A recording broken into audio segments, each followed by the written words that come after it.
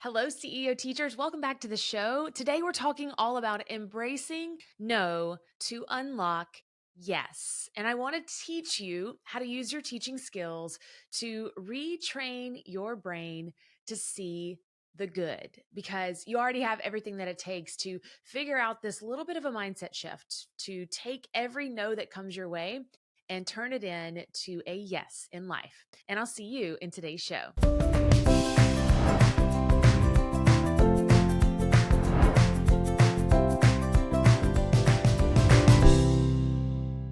All right, teachers, keep listening because you are already supporting students in the classroom. And now it's time that you take action on a larger scale. You're already doing 80% of the work. Let me help you do the other 20%. So go ahead, turn the volume up here if you need to.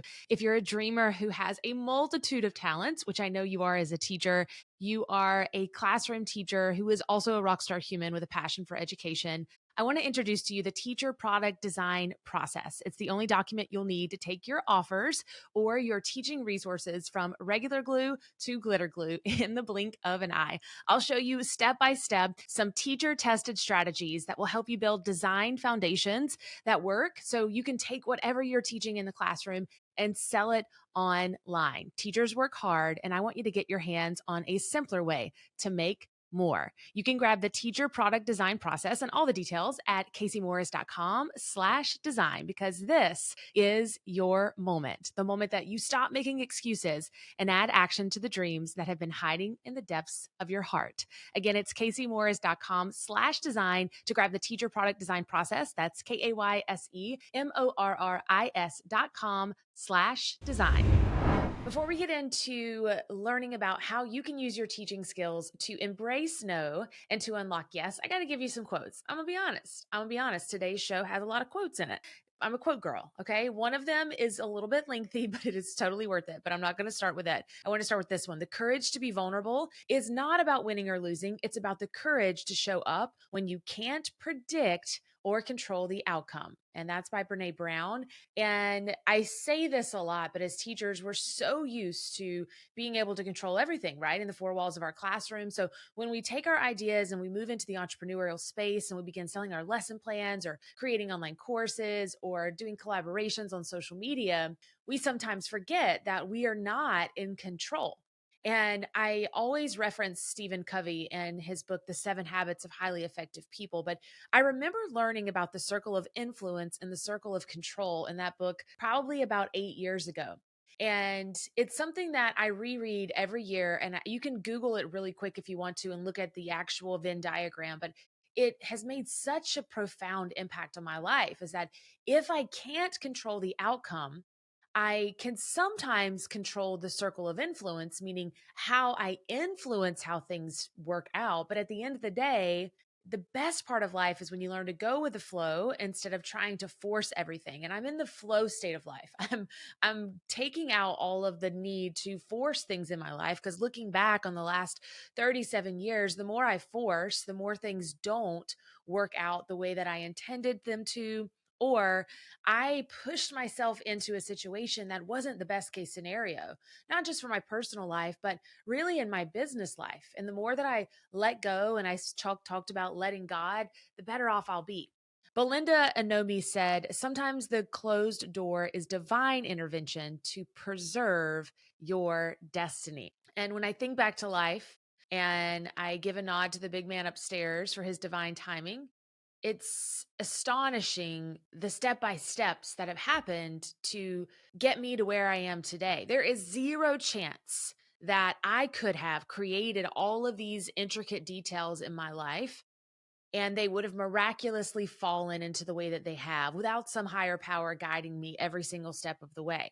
I think back to when I used to wait tables at a local restaurant here called Danny's Pizza. I did that from when I was 18 until I was about 25 years old.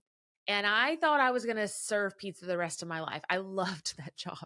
I still love that job. Shout out to Danny Maley. He actually taught me more about business than anybody. And so I think back though, and I think what I learned in those 7-ish, 8 years was how to communicate with people. I learned how to be a peopler, a people person, which I always was. But when you're in the customer service industry, you really have to learn how to communicate with people, how to be good to all people, even when people aren't good to you. Because when you wait tables, It's hit or miss every single day. And so I think back to that and I think to what my job is now, which is still talking to people. However, it's on a different spectrum. And I think of going to school to get my teaching degree while I was working there and having two babies when I was not ready to have children. I was 22 and 23 years old when I had my first sons. And I was, oh man, I would never would have written it out that way, but I look back and I go, wow, every single time that I was kicked down or things were hard, those helped unlock the person that I am today. Every single piece to the puzzle is now starting to make sense. Now, there's still a lot of pieces out there that I don't know what they are. And in today's show, I want to talk about some seasons in life as a teacher, as an entrepreneur, when things are hard, maybe when doors are closing and it feels like everything is a no, only to find out a little bit later in life that it was the biggest yes of your entire journey. And here's the quote that I wanted to share with you that's a little bit long. Friends, if you do not know who Brianna West is, I hope I said her last name correctly. It might be Weiss, but I think it's Brianna West. This woman's writing it comes from the depths of her soul, and I feel it so connect. I'm so connected to her writing. She wrote a book called The Pivot Year, and it's made to be read every single day for an entire year. And they're very short little blurbs. If you have not bought that book, I could not recommend it enough. But the great thing is that it's not in order by like day. It doesn't say today's date. You just open it up and you read it. And it has helped me so much. It's taken a lot of the things that I struggle with mindset wise and really push things to another level. So I want to encourage you to stop what you're doing after today's show and purchase this book. But I'm going to read a quote.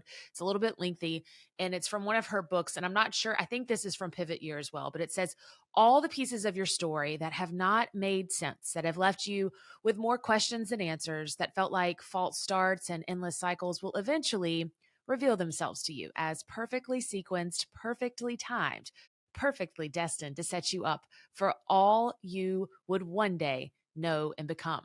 Sometimes you don't know because you can't know. The virtue of knowing where it all ultimately leads would shortcut the process. And the process, it's where you wake up the parts of yourself that have been laying dormant as potential, where you recover the parts of yourself that you lost in the past to grief, to fear, where you begin to uncover who you really are and what you really want to be.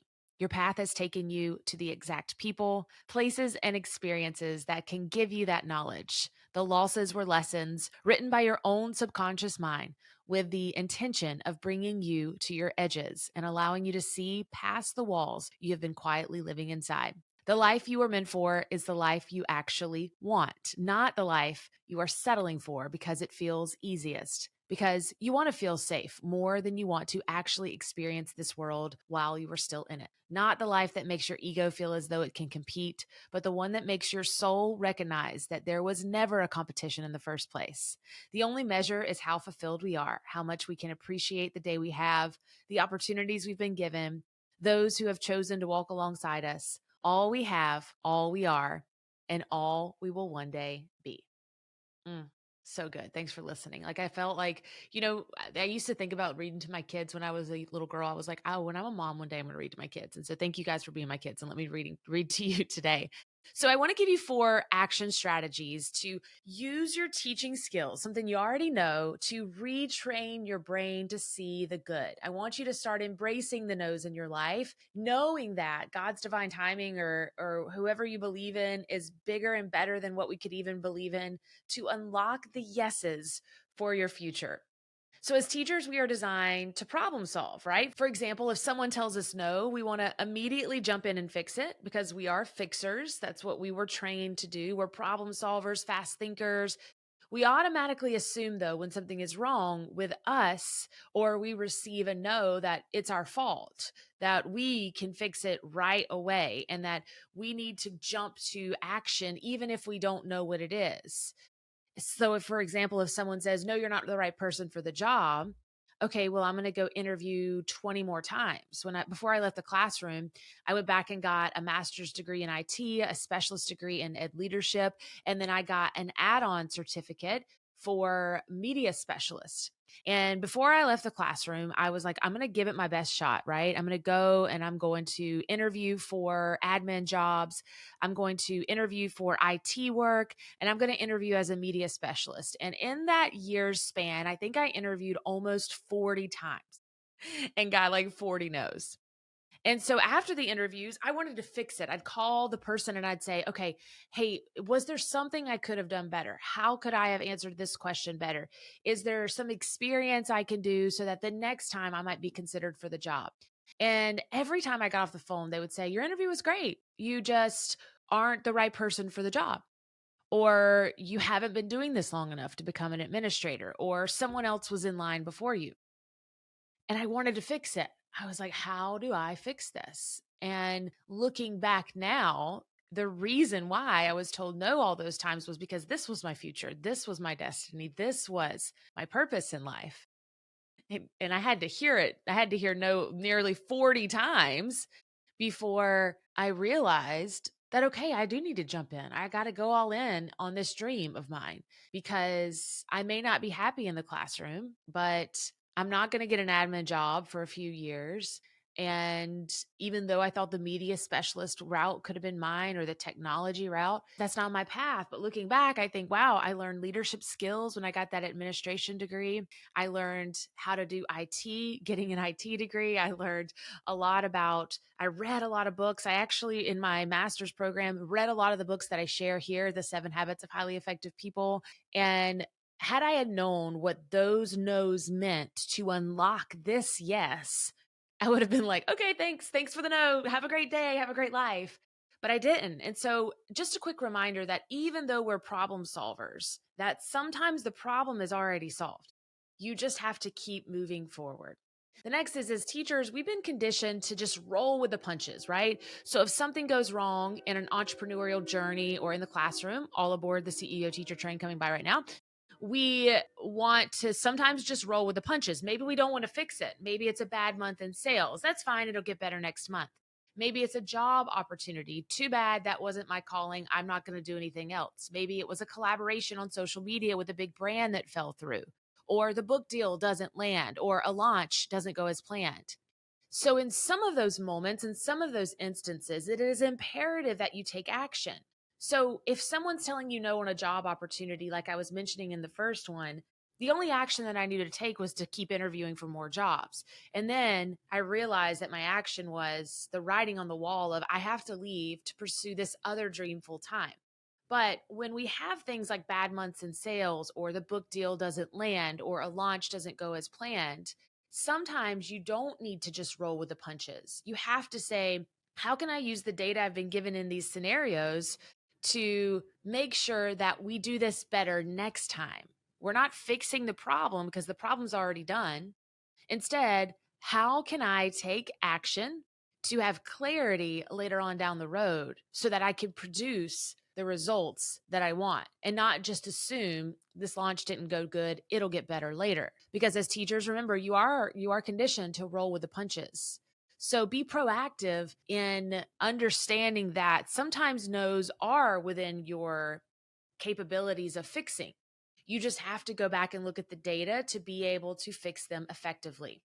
Third is, as teachers, we show our students resilience all the time, but we don't always look for resilience within us. And as I've done research on successful people, I realize that resilience is one of the most important things that you can have whenever you go into business for yourself, or really just in life. You got to be kind to yourself and understand that the kinder you are to yourself, the better you'll be able to pick yourself back up. That means taking time to relax. That means finding interest in hobbies that are outside of your work life to balance out when things get tough. I 100% believe that spending time in nature resets who I am. I try to do it a couple times a week. And then, of course, I'm a huge advocate for looking after your physical health. If I don't have those things, nature, physical health, interest, hobbies, for me, also religion, if I don't have those things in place, then when the going gets tough, I don't have a support system or these habits and these routines to fall back on. I would say that my habits and routines save me in so many instances in life. When my anxiety shoots through the roof or cortisol is high, I can go out in nature for an hour, listen to the birds, not take my phone, not take headphones, not take a book, and just sit in it. And I can reset and be ready to go for the next thing. I can become resilient in those moments when I turn my mind off. And so, as teachers, we don't do a good job of being able to turn our minds off. So, when someone tells us no, again, like I said earlier, you're going to fix it, or you're problem solving, or you're thinking, I'll just do it later. But instead of thinking anything, I want you to clear your mind space and find some other ways to take your mind off of what didn't go right so that you can become resilient when the time is right. And then finally, I want you to make sure that you're visualizing your future. And I don't just mean by vision boards. I don't just mean by thinking about what you want tomorrow. I mean, thinking about what you want 10 years from now. Ed My Let's Show this week talked about the strategies he uses with professional athletes. Some of them go as far as asking what jerseys they're going to wear on the game the next day, figuring out what the plays are, seeing them in their mind, knowing what the weather's going to be like, what music they'll listen to, how they're going to get the touchdown. Someone's going to make a putt. They already see it. They've seen the putt in their head 100 times and they've seen themselves make it. And it sounds silly to say, but when you condition your mind to visualize the future beyond tomorrow, beyond 1 year, beyond 5 years, you begin to create that situation subconsciously, whether you know it or not. When I had my last baby girl, or my only baby girl, but when I had my last child, I did hypnotherapy from the time I was 4 months pregnant until the time I was 9 months pregnant. And all it was I did an interview with a hypnotherapist, and she asked me an hour long's worth of questions. And she made this meditation that was about 10 minutes long, where she played the piano. It was so beautiful. And all she did was speak into existence the things that I desired when I had my little girl. And I get emotional thinking about it. And they were simple things, right? It was every person that comes into this room, help them bring good energy and good love for this girl I'm going to bring into the world. It was help me to feel no pain.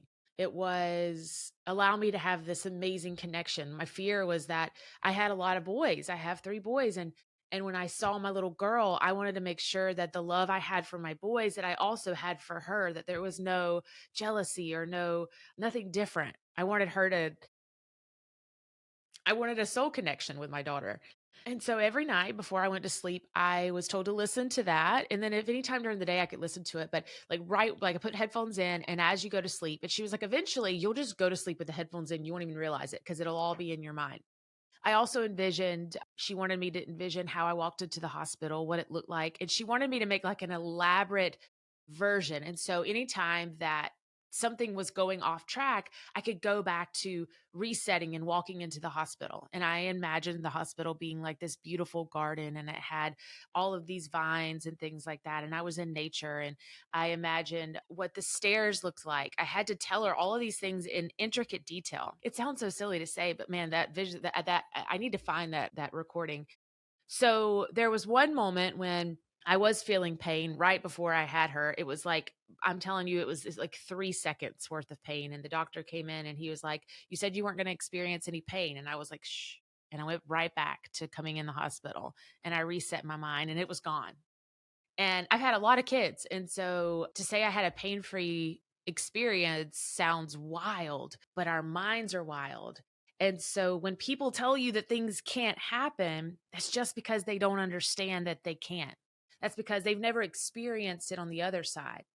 And so I just want you to remember that just because people tell you no, just because the door closes, it doesn't mean that it's not possible. It just means that maybe it hasn't happened yet. And my friends, the power of yet is one of the most beautiful things in life. I hope you enjoyed today's show as much as I enjoyed recording it. As always, remember, your best is yet to come. Please come hang out with us this Thursday on Facebook at 7 p.m. Eastern Standard Time. If you go to the Casey Morris Business Facebook page, we're going to be talking more in detail about how to use your teaching skills to retrain your brain to see the good, and how to embrace the no's in life to unlock the yeses. I hope you have a good rest of your afternoon. I'll talk to you guys soon. Bye.